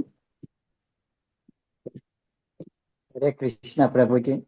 જયારે માણસ એવી પરિસ્થિતિમાં હોય તો ભોગ ના ધરાઈ શકે તો માનસિક ભોગ ધરાઈ શકે છે. Yes, very good. But provided એમાં એની કન્ડિશન્સ એના પહેલા એમણે કીધું હતું ને કે એ જે ગરીબ છે એ આત્મસંતુષ્ટ હતો. એ કમ્પ્લેન નતો કરતો કે ભાઈ હું જ કેમ ગરીબ છું. એને કન્વિન્સ હતો કે ભાઈ હું આ જન્મમાં ગરીબ છું because of maybe my previous કર્મને લીધે, અને ઓલવેઝ ખુશ રહેતો હતો એ પરિસ્થિતિની અંદર. નહીં તો નોર્મલી કેવું, જે ગરીબ હોય એ ઓલવેઝ કમ્પ્લેનિંગ નેચર કે ભાઈ મારી પાસે કઈ છે નહીં, આમ છે. પરંતુ નહીં હોય તો પણ તમે મનથી, તમે આ જે સ્ટોરીમાં એ જ છે કે ભલે એની પાસે કશું નતું but he was very happy અને કન્સિસ્ટન્ટલી. બીજો પોઈન્ટ એ પણ છે કન્સિસ્ટન્સી. એવું નહીં કે એક જ દિવસમાં તમે આ રીતે કરવાથી, એ ડેલી એનું રૂટીન હતું કે આ રીતે મનથી ભગવાનની આ રીતે સેવા કરવાની. અને એકદમ નંબર 1, કારણ મનથી જ કરવાનું છે, ઇન્વેસ્ટ કશું કરવાનું નથી તો પછી શું કામ સેકન્ડ ક્લાસ કે થર્ડ ક્લાસ આપણે કરવાનું? નોર્મલી આપણે જે પેલું કહીએ ને જયારે મંત્રોથી ગંગા છે, યમુના છે, ગોદાવરી, સરસ્વતી બધાને મંત્રથી બોલાવતા હોય ત્યારે એ તો એવું વિચારે કે હું બધી ઇન્ડિવિડ્યુઅલ નદીના પાણી અને એ પણ સોના ચાંદીના વાસણની અંદર જાતે જઈને લઈને પછી બધું પ્રિપેરેશન કરે છે. તો આ બધી મતલબ બહુ બધી વસ્તુ છે એમાં, પોઈન્ટ્સ. હરે કૃષ્ણ પ્રભુજી. યસ હરે માતાજી. કૃષ્ણ. હા પ્રભુજી, આમાં એ પણ એક આવી શકે કે લખેલ છે નિષ્કારણ. તેની પાછળ કઈ એવું ન હોવું જોઈએ મનમાં ભાવ કે હું આવી રીતે કરીશ તો મને આ મળશે એમ. નિષ્કારણ ભાવ હોવું જોઈએ. હરે કૃષ્ણ. યસ યસ, નિષ્કારણ બી છે. યસ. હરે કૃષ્ણ. યસ પ્રભુ. કળિયુગના માણસ તો માનસિક સોનાના વાસણમાં ભોગ ધરાવવાની ઈચ્છતો નથી ને માનસિક પૂજા કરવાની, તો પછી પૂજાનો તો અર્થ જ ક્યાં રહ્યો? એ તો એમ જ વિચાર હશે કે સોનાની થાળીમાં ભગવાનને ખવડાવે, હું નહીં ખાતો ને. આ કળિયુગ પ્રતીક છે. યસ. હરે કૃષ્ણ પ્રભુજી. એટલે આ જે માનસિક પૂજાની જે વાત છે ને, ભોગ પૂજા જે ગણીએ તો આ કળિયુગ છે. અત્યારે તો કળિયુગની શરૂઆત છે, પણ જયારે કળિયુગનો અંત હશે એ વખતે જયારે પૂજા કરવી હશે ત્યારે બધી સાધન સામગ્રી અવેલેબલ હોઈ શકે એવું જરૂરી નથી. તો ત્યારે એવા સમયે ભગવાન માનસિક પૂજા કમ્પ્લીટલી છે એનો સ્વીકાર એકદમ શ્રદ્ધાપૂર્વક કરે તો સ્વીકાર કરશે જ તે. હરે કૃષ્ણ. હા, એ તો ખરું, પણ માતાજી એ સિચ્યુએશનમાં લોકોનું કોન્શિયસનેસ આટલું વિચારવાની તાકાત બી નહીં હશે. જે કળિયુગની પ્રભાવ જ એટલો બધો હશે ને કે આ માનસિક પૂજા ને બધું ભૂલી ગયા હશે. બધું શાસ્ત્રો બધા કોઈ હશે નહીં, આપણે કશું જ એવું નહીં તો હશે. માનીએ ને કે અમુક % તો ભક્તિ હશે ને, ક્યાંક તો હશે ને એમ. નહીં, there will be no temple, નો, કશું જ નહીં હશે. એ જે એક્સ્ટ્રીમ કન્ડિશન જે છે તમે કહો છો ને, એ તે વખતે કશું જ નહીં હશે. એટલે હમણાં જે આ 10,000 વર્ષ જે છે ગોલ્ડન પીરિયડ, આ બધી વસ્તુ છે, તમને ટેમ્પલ મળે, સ્ક્રિપ્ચર્સ મળે, પછી તો આ બધું હશે જ નહીં. તો કોઈને એક્સેસ, અત્યારની જ વાત કરો કે જે છોકરાઓ કે જે યંગ જનરેશન છે એ લોકોને આ બધી વસ્તુ, ઇવન આપણી વાત કરીએ 5 વર્ષ પહેલા આપણને આ બધું કેટલું ખબર હતું, આમાંથી કશું જ ખબર નથી. પ્રોસેસ ઓફ ભગવાનને કેવી રીતે ઓફર કરવાનું, ભગવાનને મતલબ મંદિરે જઈને આપણે સાષ્ટાંગ નમસ્કાર કરવામાં આપણને શરમ લાગતી હતી. હવે તો આપણે કેવું, જયારે પણ જઈએ લોકોની લોકો ભલે ગમે તે કે આપણે આપણી રીતે કરીએ છીએ, તો આ બધી કોન્શિયસનેસ, આ બધી વસ્તુ આપણને જો મતલબ કેટલા વર્ષો પછી મળી, તો આઈ ડોન્ટ નો આવતું જનરેશન કે આવતા કમિંગ યર્સમાં જયારે કળિયુગનો પ્રભાવ હશે ત્યારે લોકોને કેટલું ખબર હશે. માનસિક પૂજા શબ્દ બી જતો રહ્યો હશે કે ભાઈ તમે પૂજા કેવી રીતે કરી શકો. તો આ તો અત્યારે આપણને આ સ્ટોરીથી આપણે અમુક પછી એનો મિસયુઝ બી ના કરો છે. હા ભાઈ ચાલો, બધું મનથી જ થતું હોય તો પછી આપણી પાસે રિસોર્સ હોવા છતાં બી ચાલો હા મનથી જ કરી દઈએ, હું કામ પૈસા, ભગવાન તો ખાલી ભાવના ભૂખ્યા છે એમ કરીને તમે એફોર્ડ કરી શકતા હોય તે પણ ના કરે. એટલે ભગવાન તો બધું અંદર, આપણી અંદર જ બેઠા છે, હૃદયની અંદર જ. તો એ તો આપણા મનનો ભાવ તરત જાણી જ લે કે આ ખરેખર નથી વસ્તુ અને ઓફર કરે છે કે એના મનની પાછળનો ભાવ શું છે, એ પણ ઇમ્પોર્ટન્ટ છે ને. ત્યારે આ બ્રાહ્મણ તો કેવું, એને શરૂઆતના સ્ટોરીની અંદર જ પહેલા જ કીધું કે એમાં કે અહીંયા શું કીધું કે એક બ્રાહ્મણ રહેતો હતો, તે શ્રીમંત તો ન હતો, પરંતુ પૂર્વજન્મના પાપ અને કૃષ્ણની ઈચ્છાથી તેને પૂરતા ધન અને વૈભવ મળ્યા નથી એમ જાણીને તે આત્મસંતુષ્ટ રહેતો હતો. તેથી તેની સંસારિક દરિદ્રાવસ્થાનું તેને દુઃખ હતું નહીં. સો આ બહુ વેરી વેરી ઇમ્પોર્ટન્ટ પોઈન્ટ આ જ વસ્તુ છે કે આપણને જે પણ પરિસ્થિતિમાં રાખ્યા છે, તો we have to be thankful to lord Krishna. અને પછી તમે એને કેવી રીતે બેસ્ટ વેમાં તમે એને વર્શિપ કરી શકતા હોય, જે પેલું કે ને સ્થાને સ્થિતા, તમે જે પરિસ્થિતિમાં જે જગ્યા, હવે જે અમારે તો થોડુંક હજુ થોડું ઠીક છે, પરંતુ અમુક કન્ટ્રીઝ એવા છે જે સાઉદી ને બધા, તો ત્યાં તમે અર્ચ વિગ્રહ કે ત્યાં આ બધું નહીં કરી શકો, તો ત્યાં તમે મનથી ભગવાનની પૂજા કરી શકો. પરંતુ આપણે ઇન્ડિયામાં રહેતા હોય, આપણા ઘરની બાજુમાં કૃષ્ણનું ટેમ્પલ હોય, પરંતુ આપણે ત્યાં ટેમ્પલમાં બી જતા ના હોય. બલકે આઈડિયલી એવું કહેવામાં આવે છે કે ભગવાન કૃષ્ણ અથવા વિષ્ણુના ટેમ્પલમાં ડેલી એટલીસ્ટ એકવાર તો જવું જ જોઈએ.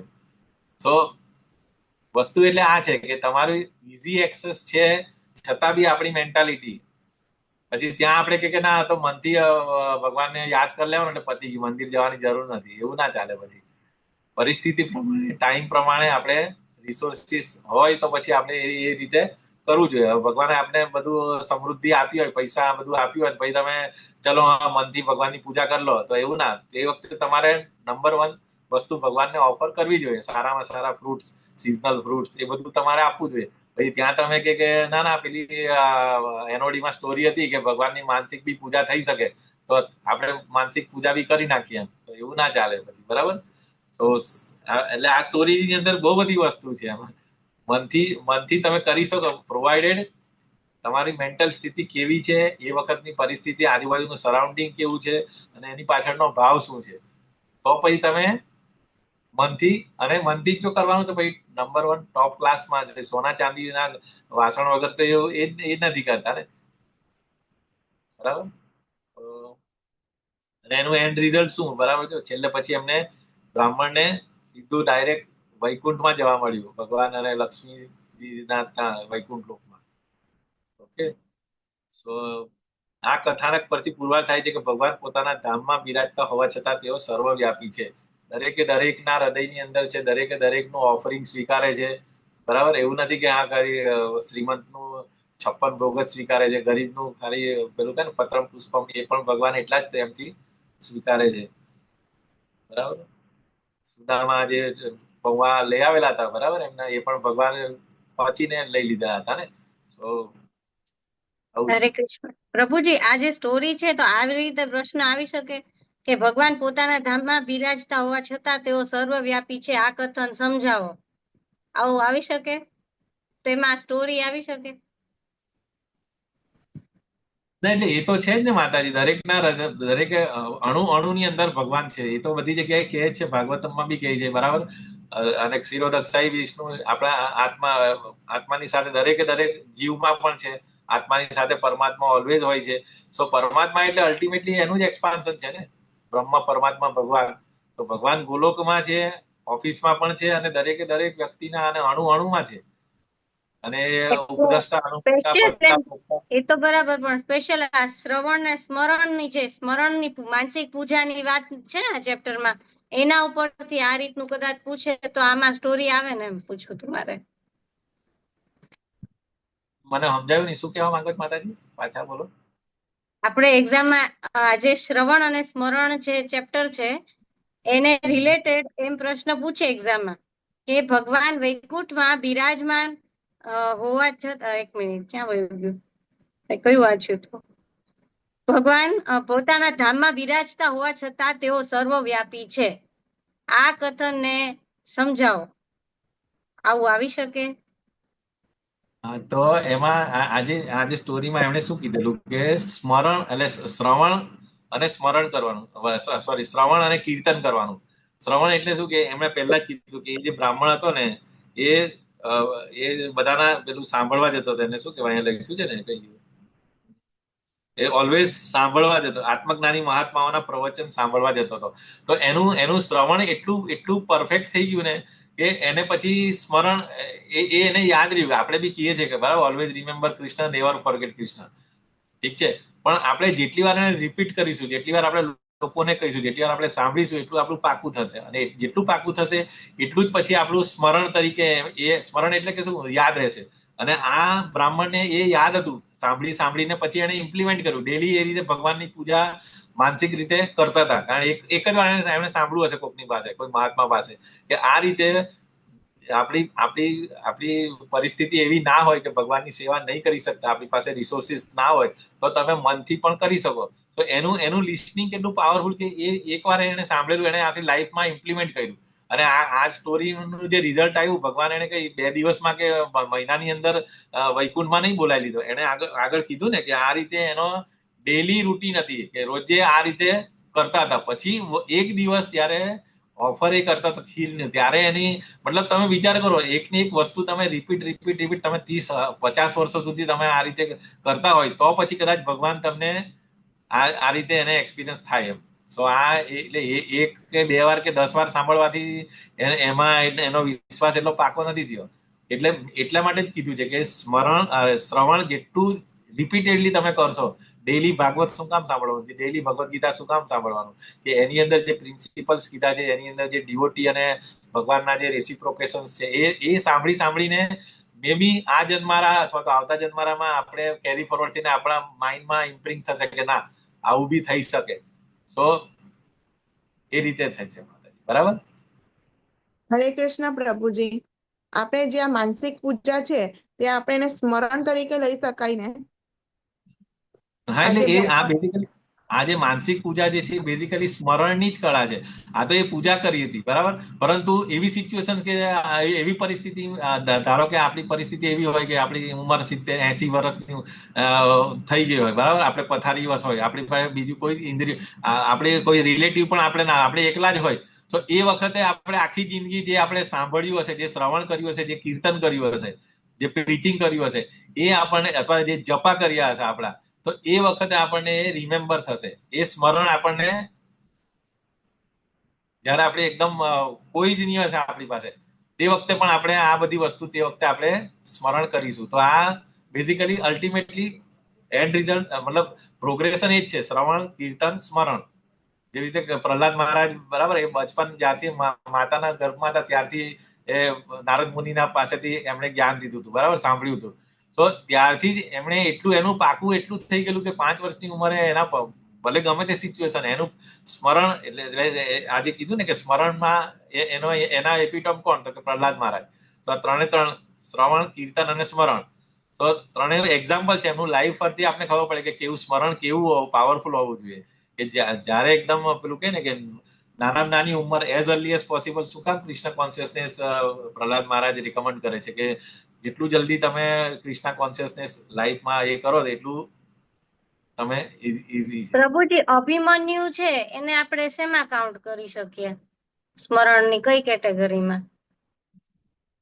અભિમન્યુ એટલે મેઇન એ છે એક કે સોલ નું જે કોન્શિયસનેસ છે ને માતાજી, એ એવું નથી કે અમુક વર્ષ પછી એ માતાના ગર્ભની અંદર હોય ત્યારે પણ એ ગ્રાસ્પ કરી શકે નોલેજ. એનું એક્ઝામ્પલ આ છે, પ્રહલાદ મહારાજ છે, અભિમન્યુ છે, બરાબર. બાકી આપણે તો એ વસ્તુ આપણે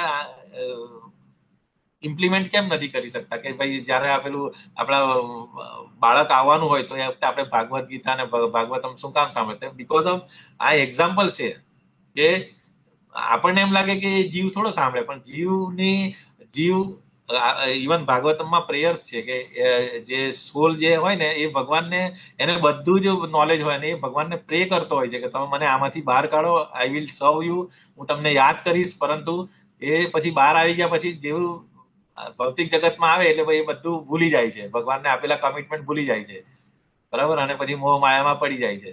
બાકી પણ ખરેખર આઈડિયલી જે સોલ, જે ખરેખર રિયલાઇઝ સોલ હશે ને, એ ત્યાંથી બી પકડી રાખશે. અને બહાર આવ્યા પછી પણ જેવી રીતે પ્રહલાદ મહારાજ અથવા અભિમન્યુનું પણ તમે એક્ઝામ્પલ લઈ શકો કે જે પણ નોલેજ એને મળેલું હતું માતાના ગર્ભમાં, તે એને કઈ બહાર નતું શીખવાડેલું, અથવા બહાર શીખ્યા છે નો ડાઉટ, પરંતુ એને સ્ટાર્ટિંગ ફ્રોમ મધર્સ વૂમ એને શરૂઆત ત્યારથી જ કરી દીધેલી. ઓકે, હરે કૃષ્ણ. પ્રભુજી, તમે શ્રવણ 3 રીતે કીધું ને, કે નામ શ્રવણ, ચરિત્ર શ્રવણ, નામ, રૂપ, ગુણ, લીલા જે કહે ને આપણે, એ કોઈ પણ આપણે સવારે જપ કરીએ ને, તો જપમાં પણ શું આપણે વી આર ડુઈંગ લિસ્ટ, બંને કરીએ, આપણે બોલીએ પણ છે, શ્રવણ અને કીર્તન, એ બંને, એટલે આપણી બંને ઇન્દ્રિયો આની અંદર એંગેજ છે. અને ધીરે ધીરે આપણે શરૂઆતમાં પેલું કહે ને કે આપણે ટેસ્ટ નહીં આવે, પરંતુ જેમ જેમ આપણી પ્રેક્ટિસ થશે, જેમ જેમ આપણે નામ કરતા જઈશું, એમ એમ એ પેલું જે ઉદાહરણ આપે ને, પેલું શેરડીનો રસ, શેરડી જયારે જોન્ડિસ થયેલો હોય તો એને કડવી લાગે, પરંતુ એ જ શેરડી, એ જ એનું સોલ્યુશન છે. તેવી રીતે નામ પણ એવું છે, શરૂઆતમાં આપણને બોરિંગ લાગે, આપણને ઇન્ટરેસ્ટ નહીં પડે, આપણું મન આમ તેમ ભાગે, બરાબર. પણ જેમ જેમ આપણે એને સ્ટ્રગલ કરીને આપણે માઇન્ડને લઈને આવીશું અને આપણે સાંભળવા પ્રયત્ન કરીશું એક એક શબ્દ, હરે Krishna Krishna Krishna Hare, so over a period of time, over maybe before the end of life આપણને એમાં નામમાં ટેસ્ટ મળશે. તો દેટ ઇઝ નામ સ્મરણ. પછી ગુણ એટલે ભગવાનની ક્વોલિટીઝ બધી જે છે ને 64 ક્વોલિટીઝ, અયમ નેતા સુરમ યંગ, આપણે પેલામાં બોલતા હતા ને રીડિંગના ક્લાસમાં, તો ભગવાનની ક્વોલિટીઝ છે 64 ક્વોલિટી, એને યાદ કરવી જોઈએ. ભગવાનની પાસ્ટ ટાઈમ્સ, જે કૃષ્ણા બુક છે આખી, એને આપણે જેટલી વાર વાંચીશું એટલી વાર આપણે એકવાર વાંચવાથી યાદ નહીં રહી જશે, પરંતુ ભગવાનની બધી અલગ અલગ લીલાઓ છે, બરાબર. એ આપણે જેટલી વાર વાંચીશું, જેટલી વાર આપણે વાંચેલું કોકને કહીશું, એટલું આપણે પાકું થશે. અને એ પછી પીરિયડ એવો આવશે કે ઓટોમેટિકલી પેલું ફ્લેશબેકમાં ચાલતું રહેશે. ભલે આપણે બીજું કામ કરતા રહીશું, પણ આપણે બેક ઓફ ધ માઇન્ડ આપણે પેલું કે ને, અમુક લોકો કામ કરતા કરતા બી ભગવાનનું નામ લેતા હોય છે, મહામંત્રનું જપ કરતા હોય છે. તો એ સ્ટેપ આવવા માટે તમારે આ જે બ્રાહ્મણની જેમ તમે આખી લાઈફ તમે આ રીતે પૂજા કરેલી હોય, તો પછી એકવાર આ રીતે ભગવાનને, એ પણ એ કોન્શિયસમાં કે ભગવાનને હું ખીર ઓફર કરું છું, પણ વધારે ગરમ તો નથી, તો એ આ રીતે. ઓકે,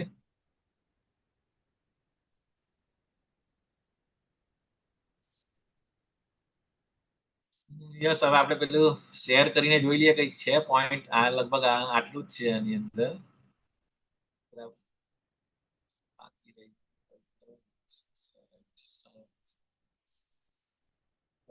લેસન 6 નું રિવિઝન છે. આ બધા શું આપણે અર્ચન માં એક્સેપ્ટિંગ ધ ફ્લાવર્સ, ભગવાનની સામે ડાન્સ કરવાનું, bowing down in honour of deity, stand up, receive Lord, જ્યારે પણ ભગવાનને રથયાત્રા કેવું થતું હોય તો આપણે ઊભા થવાનું, following deity, smelling incense, serving deity, observing aarti, એટલે આ બધા આપણે જે પોઈન્ટ જોઈ ગયા એ જ છે બધા. અને પરિચર્યા એટલે કે રેન્ડરિંગ સર્વિસ ટુ લોર્ડ, ભગવાનને આપણે સેવા કરે, અર્ચ વિગ્રહની સેવા કરે. The worship of Krishna should be performed in just the way that a king is worshipped. જેવી રીતે એક રાજાની સેવા કરતા હોય એવી રીતે ભગવાનની ડીટીની સેવા કરવી જોઈએ. So in Vrindavan there are many hundreds of temples where the deity is worshipped exactly like a king. વૃંદાવનના ટેમ્પલ્સ છે એમાં અને આપણે ઇસ્કોનના બધા ટેમ્પલની અંદર ભગવાનની સેવા એવી રીતે કરવામાં આવે કે કિંગ રાજાની જેમ. In the Naradiya Puran, it is stated that if a person stays in a Lord's temple even for a few moments, he is surely achieve the transcendental kingdom of God. એટલે ભગવાનના ટેમ્પલમાં રહેવું જોઈએ. જે અત્યારે અમને મોકો મળ્યો, અમે 3 દિવસ 4 દિવસ ભગવાનના ટેમ્પલમાં ત્યાં જ રહેલા હતા. બરાબર, જ્યારે પણ આપણને આવી રીતે ઓપોર્ચ્યુનિટી મળે, અહીંયા કીધું ને few moments, if a person stays in the Lord's temple even for a few moments, he surely achieve the transcendental kingdom of God. પછી વંદનમ એટલે કે પ્રેયર્સ કેટેગરી વિજ્ઞપ્તિ આવે સબમિશન અને સ્તવ એટલે કે સ્તોત્ર એ આપણે જોયું. આ 3 જાતની સબમિશન હોય છે, બરાબર. ઓફરિંગ પ્રેયર્સ, હમ્બલી સબમિટિંગ વનસેલ્ફ અને ડિઝાયરિંગ પરફેક્શન સ્ટેજ. સબમિશન પછી લોલિયમ વિશે one should learn how to cry. ભગવાનની સામે કેવી રીતે ક્રાય આઉટ કરવાનું, બરાબર. કેટલા ઇન્ટેન્સ, જેવી રીતે ગજેન્દ્ર એકદમ, દ્રૌપદી, ગજેન્દ્ર એ બધા એક્ઝામ્પલ કે તમે જ ફાઇનલ શેલ્ટર છે, no one else apart from you is the shelter of mind. એ રીતે ક્રાય આઉટ કરે તો પછી ભગવાન one should learn this small techniques and he should very eager and actually try to become engaged in some particular type of service. અને એ રીતે ભગવાનની this is called લૌલ્યમ. એટલે લૌલ્યમ એટલે કે લોભ વૃત્તિ, લૌલ્યમ હોવું જોઈએ આપણને. Such tears are the price for the highest perfection. પછી expecting Lord's mercy જે પેલો શ્લોક છે ને, તત્તેનું કંપા સુસમિક્ષમાણો ભુંજીય એવાત્મ કૃત વિપાકમ રુદ્વાગ વપુર્ભિર વિદધન નમસ્તે જીવે તયો મુક્તિ પદે સદાય ભાગ. આપણે 10.14.8 જોયું ને, ગમે તેવી પરિસ્થિતિની અંદર હૃદય, શરીર અને એનાથી core of my heart eligible to become liberated, expecting Lord's mercy.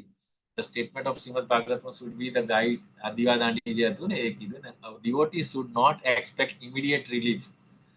કોઈ પણ જે પ્યોર ભક્ત હોય ખરેખર ભગવાનની પાસે આ રીતે દુઃખમાંથી મુક્તિ થવા માટે એ ના કરતો હોય. Relief from the reactions of his past મિસડીડ્સ.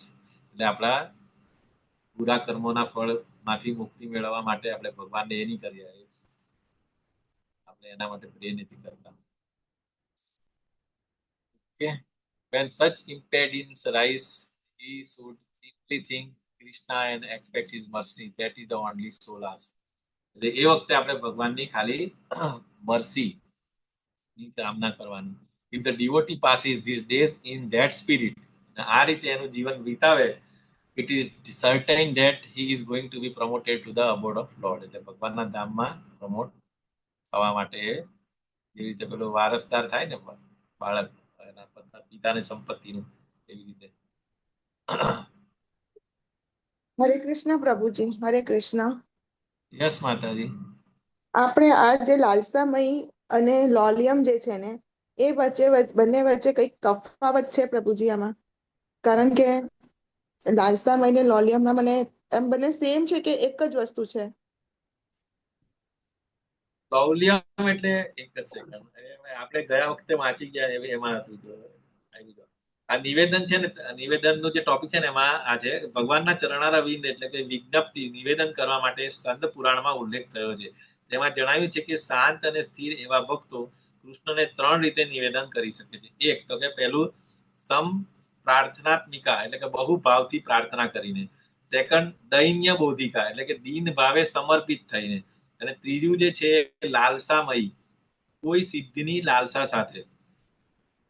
આધ્યાત્મિક જીવનમાં કોઈ સિદ્ધિ પૂર્ણતાની ઈચ્છા કરવી તે ઇન્દ્રિય તૃપ્તિ જેવું નથી. જ્યારે જીવને પૂર્ણ પુરુષોત્તમ ભગવાન સાથે તેની સ્વરૂપાવસ્થાના સંબંધનું થોડું જ્ઞાન થાય છે, ત્યારે તે પોતાના મૂળ સ્વરૂપને જાણી લે છે અને કૃષ્ણ સાથે મિત્રદાસ, માતા પિતા કે પ્રિયતમના રૂપે સ્થાન પુનઃ પ્રાપ્ત કરવા ઈચ્છે છે તેને લાલસામયી અથવા પોતાના સ્વાભાવિક સ્થાનને પામવાની ઉત્કંઠા કહે છે. ઓકે માતાજી, મળ્યું આ પેરેગ્રાફ? હા પ્રભુજી, પણ આમાં 2 પેરેગ્રાફ છે. પાછળ પણ છે કે નારદ પંચરાત્રમાં લાલસામય વિજ્ઞપ્તિ કોઈ સિદ્ધિની ઈચ્છા સહિત નિવેદનનું વિવરણ આપ્યું છે કે ભક્ત કહે છે કે હે સ્વામી, એવો દિવસ ક્યારે આવશે કે જ્યારે આપ આપના દેહ પર મને વીંઝવાનું કહેશો અને પ્રસન્ન થઈને એમ કહેશો કે જરા આ બાજુ પવન નાખ. તો પ્રભુજી, એટલે હું એવું જાણવા માંગુ છું કે આમાં લોલિયમમાં આપણે આક્રંદ કરીને આપણે ભગવાન પાસે કંઈક માંગતા હોઈએ કે ભગવાનની કઈ ભક્તિ કરીએ છે, ત્યારે લાલસામયમાં તો કઈક ઈચ્છા છે. એટલે મને એવું લાગ્યું કે આમાં કઈક તફાવત હોવો જોઈએ, અને એવું લાગે છે મને. અને આ લાલસામય એ આત્મ સાક્ષાત્કારની સર્વોચ્ચ પૂર્ણ અવસ્થા છે, એ લાસ્ટમાં લખ્યું છે. જ્યારે લોલિયમમાં એવું નથી હોતું ને કે આત્મ સાક્ષાત્કારની પૂર્ણ અવસ્થા. એક મિનિટ.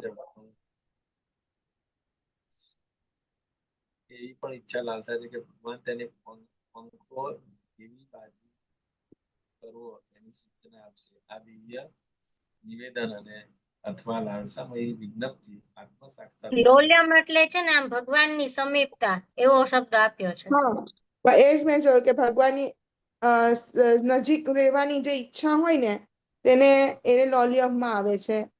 જ્યારે પેલામાં તો ભગવાન આપણે કંઈક સેવા કરે, આપણે ભગવાનની સેવા, ભગવાન આપણી પાસે સેવા લે એવી આશા હોવી જોઈએ. એટલે માતાજી, અહીંયા આવું લખ્યું છે કે લોલ્યમ એટલે કે ભગવાનના સામીપ્યની અને અમુક રીતે સેવા કરવાની અત્યંત તીવ્ર ઉત્કંઠાનો વિકાસ. હા, બસ એ બી મેં વાંચ્યું, એટલે મને હમણાં જ લાગ્યું કે આ બંને વચ્ચે આ છે કે ભગવાનની નજીક રહેવું, અને પેલામાં ભગવાન આપણી સેવા લે. માતાજી, એમ કહી શકાય કે શરૂઆતનું સ્ટેજ છે અને એને પછી એડવાન્સ થાય તો પછી લોલિયમમાં કન્વર્ટ થાય એ રીતે. એટલે આપણને જે ઈચ્છા થાય ને કે આપણે ભગવાન આપણી સ્વરૂપ અવસ્થા શું છે કે જીવન સ્વરૂપ હોય નિત્ય કૃષ્ણદાસ, એ આપણે ભાન થાય તો પછી આપણે આગળ જતા હતા પછી એ લોલિયમમાં કન્વર્ટ થાય. જે રીતે પછી એકવાર તો આ રીતે છે, બરાબર ને?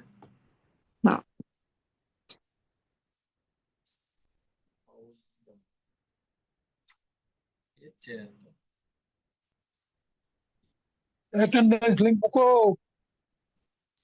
હા, એટેન્ડન્સ લિંક મૂકી દઈએ. ઓકે, પ્રભુજી મૂકેલી છે, માતાજીએ શેર કરેલી છે એકવાર. કરી પછી આ બ્રાહ્મણની 6 વાગ્યાનું. આ રીતે આપણું ચેપ્ટર કમ્પ્લીટ થાય છે બ્રાહ્મણની સ્ટોરી સાથે, બરાબર?